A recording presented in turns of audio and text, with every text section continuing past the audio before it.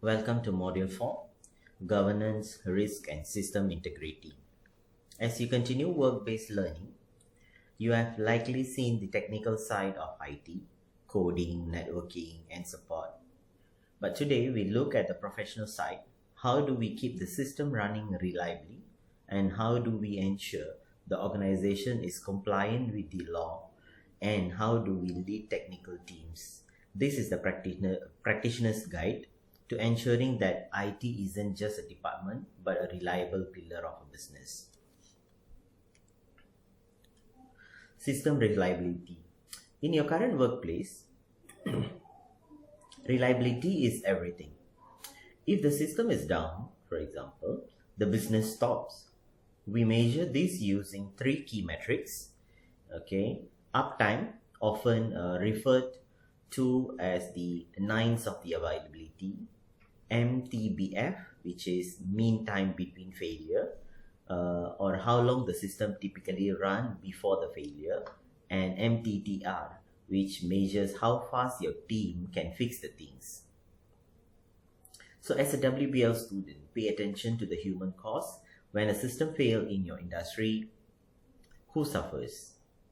Is it a patient, or a customer, or a fellow employee?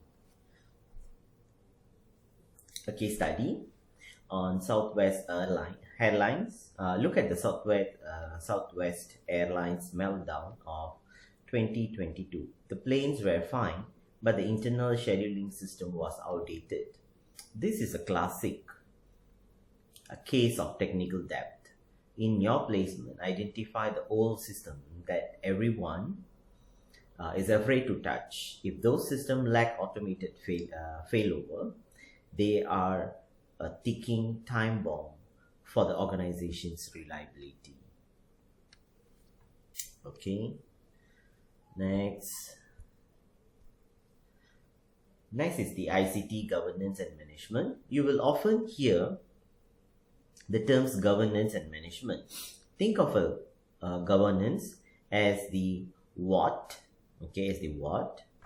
the board deciding the strategy using frameworks like COBIT framework, COBIT, focuses on governance. Are we doing the right things, and are we getting the right value, getting the value? So managed by ISACA. On the other side, we have ITIL framework to provide a great service desk support and change management. During a WBL, try to observe where your tasks fit.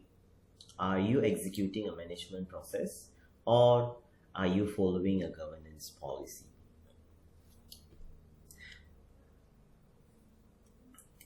Next, a case study. This is a UK post office scandal. The post office scandal, the Horizon IT system had a bugs causing accounting shortfalls. Management trusted the software over the human workers, leading to hundreds of wrongful prosecutions. First is because of lack of alignment. The board failed to oversee the IT integrity, so they prioritized the reputation of the system or the accuracy of the data. On the other side, the COVID lesson, the effective governance requires transparency and the mechanism for technical workers to escalate the concern to the board. Number 3, audit and compliance. An audit isn't a gotcha moment. It's an independent verification that you are doing what you promised. You might see internal audit performed by your colleagues or external audits by third parties. In your WBL, start keeping an auditor's mindset. Are you access control tight? Are your access control tight? And then are your change logs clear? If an auditor walked in today, could you prove that your work is secure and legal? So this is about auditing a company or their management. It's a case study here.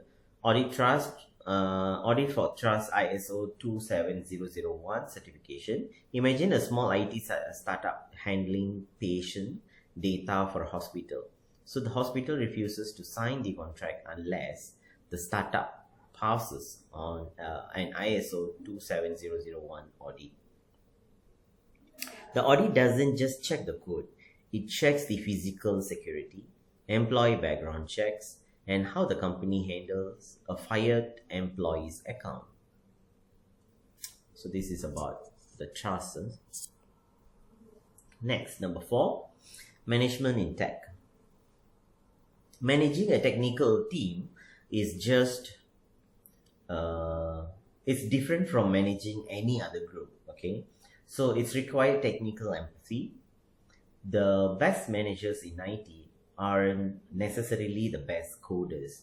They are the one who empowers experts and manage human expectation. Remember, 70% of the IT projects fail not because the code was bad, but because the communication with the user was poor. So here the communication is very important. Next, the case study. It's a blame-free culture at Etsy. Okay, Etsy is famous for a blame-free post-mortems. Okay, when a junior developer accidentally takes down the site, they don't look for a person to fire. They look for a process to fix it. Okay, as you work through your WBL, notice the culture around you. Is it culture of fear or a culture of learning? Or resilient system is built by people who aren't afraid to admit they made a mistake.